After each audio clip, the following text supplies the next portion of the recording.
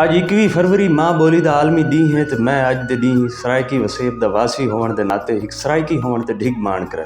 मैं को फख्र है कि मेरे ते ख्वाजा फरीद सईं दी मां बोली सांझी है ते पूरी दुनिया चों एक मिठी ते सोहनी बोली गिणी वेंदी है।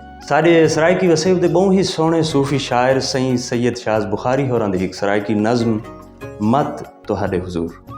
प्यार मुहब्बतां सुच्चे जज्बे सच्चे सांघे होले होले हत्थां विचों वेले वांगू निकदे वेंदन।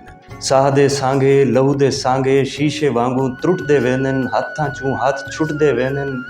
नौहां कोलों मास जुदा है गल को गल नहीं रोटी देंदी। लहू भी चिट्टे थींदे वेंदन। हर कोई है अज कल्ला कल्ला हर कंहिं को अज अपनी पई है। कोई भी कहंदा हाल न चैंदा ना कोई कहदे दर्द वंडेंदा।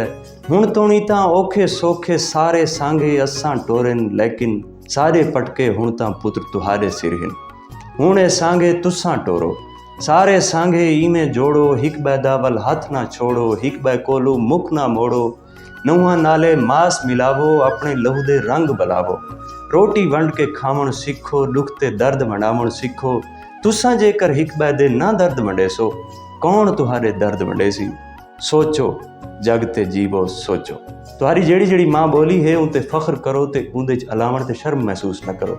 अगर ये वीडियो तुहानू पसंद आई है तो इको लाइक शेयर ते कमेंट च ये दसो जो तुसा पाकिस्तान दे किहड़े खित्ते कोल ये वीडियो देखदे पए ते तुहाडी मां बोली केड़ी है। बहुत शुक्रिया।